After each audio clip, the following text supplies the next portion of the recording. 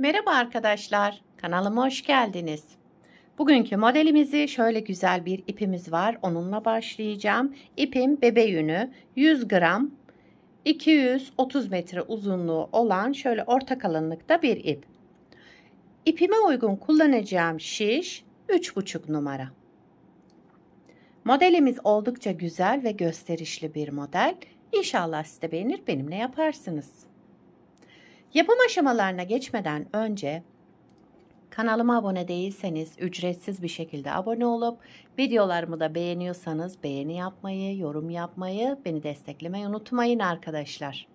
Şimdiden hepinize teşekkürler. Dilerseniz yapım aşamalarına geçelim. İlmeklerimizi alarak başlayalım. Şu şekilde birinci ilmeğimi aldım. Bu model için ilmek sayısı 5 ve 5'in katları olması gerekiyor. Yapacağımız örgüye göre ilmek sayımızı bu şekilde ayarlayıp modelimizi tam denk getirerek kurabiliriz. 5, 10, 15, 20, 25, 30 diye devam edecek ilmek sayımız.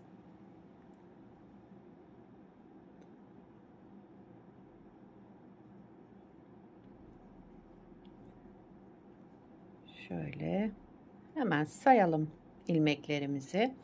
1, 2, 3, 4, 5, 6, 7, 8, 9, 10, 11, 12, 13, 14, 15, 16, 17, 18, 19. Bir ilmek daha aldım. 20 ilmekle modelimi kurmaya başlıyorum. Bu model lastik istemiyor arkadaşlar. Lastiksiz başlayacağım. Onun için modelimin ön yüzüne geçmek için şu anda örgümün arka yüzündeyim. Ön yüzüne geçmek için bir sıra düz örüyorum. Bütün ilmeklerimi bir sıra düz örerek örgümün ön yüzüne geçeceğim ve modelimi kurmaya başlayacağım. Dediğim gibi model lastik istemiyor ama isterseniz lastiğin üzerine de başlayabilirsiniz. Model zaten haroşalı bir model. Sıra sonuna kadar ilmeklerimi düz olarak ördüm. Kenar ilmeğimi de ördüm. Evet. Şimdi örgümün ön yüzündeyim. Birinci sıra ön yüzündeyiz. Kenar ilmeğimi örmeden aldım. Sıradaki 3 ilmeğimi düz örüyorum. 1, 2, 3. 3 ilmek kenar ilmeğinden sonra 3 ilmek düz ördüm. Daha sonra bir kez şöyle artırma yaptım. Sıradaki 2 ilmeğimi düz örerek kestim, tek ilmeğe düşürdüm. Buraya kadar bir model. Tekrar ediyorum. 3 ilmek düz, 3 ilmek düz ördüm. Bir ilmek doladım, yani artırma yaptım. Devamında sıradaki 2 ilmeğimi de ikisini bir şöyle düz örerek tek ilmeğe düşürdüm. 3 ilmek düz ördüm. Bir ilmek artırma yaptım. Sıradaki 2 ilmeğimi ikisini bir düz örerek kestim. Kenarda yine 3 ilmek düz. 3 ilmek düzle başlamıştım. 3 ilmek düzle bitirdim burada. Kenar ilmeğimi de düz olarak ördüm. Birinci sıra ön yüzünde ilmeklerimizi bu şekilde şekillendirdik. İkinci sıra arka yüzündeyim. Kenar ilmeğimi örmeden aldım. Yine 3 düz. Haroşa olacak bu 3 ilmeğimiz. Bu 3 ters olan ilmeğimi düz ördüm arka yüzünde.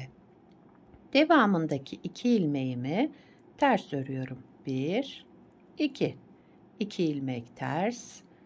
3 ilmek düz.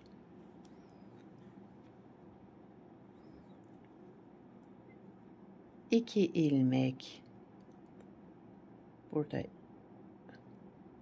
4 düz yapmışım. Birini hemen çıkartıyorum. 3 düz, 2 ters. 3 düz, 1, 2, 3 ilmek düz ördüm. 2 ilmek ters.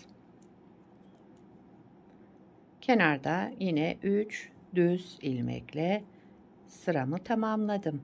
Kenar ilmeğimi de ördüm.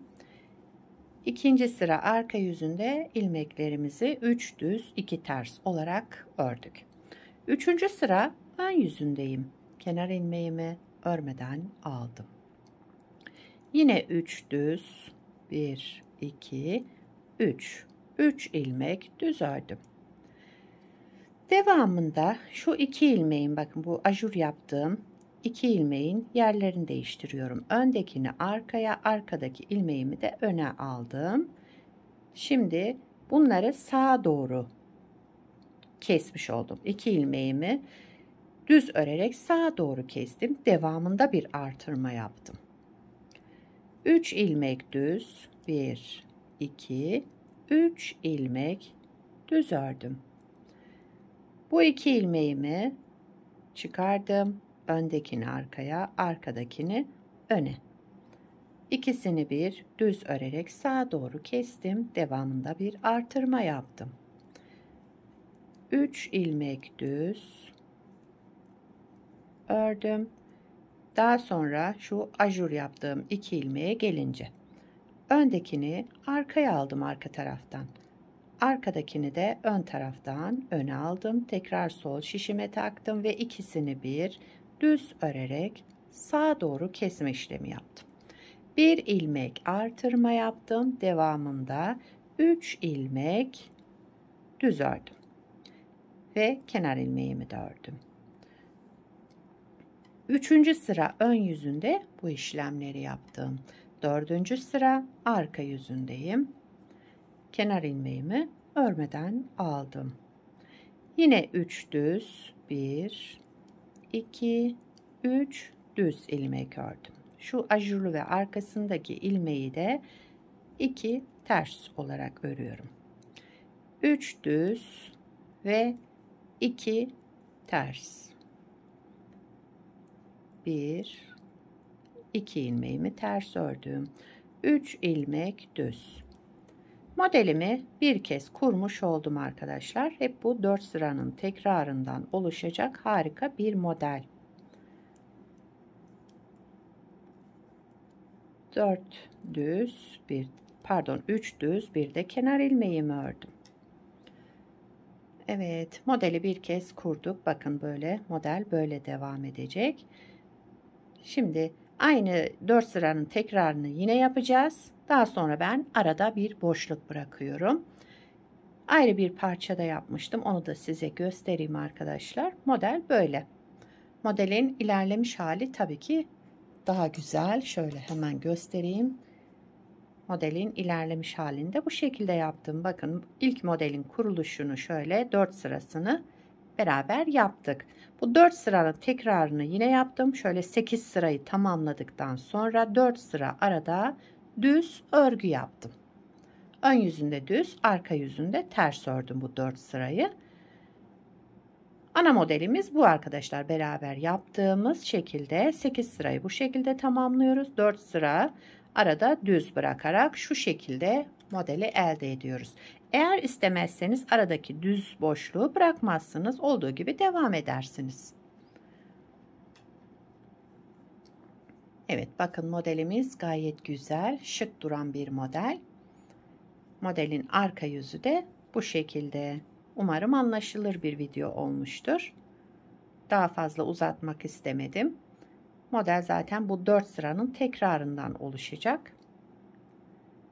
Benim yaptığım gibi yapmak isterseniz gösterdiğim modeli bir kez daha kuracaksınız. 4 sırayı tekrar edeceksiniz. Yani şurada 8 sırayı tamamladıktan sonra 4 sıra düz bir örgü boşluk bıraktım.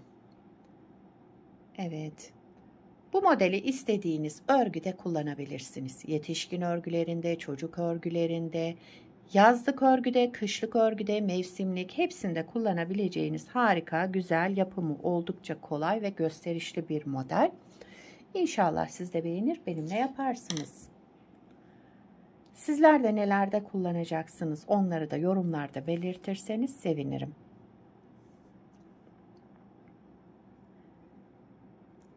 Beni buraya kadar izlediyseniz arkadaşlar bir beğeni yapmayı, yorum yapmayı, beni desteklemeyi unutmayın. Şimdiden hepinize teşekkürler.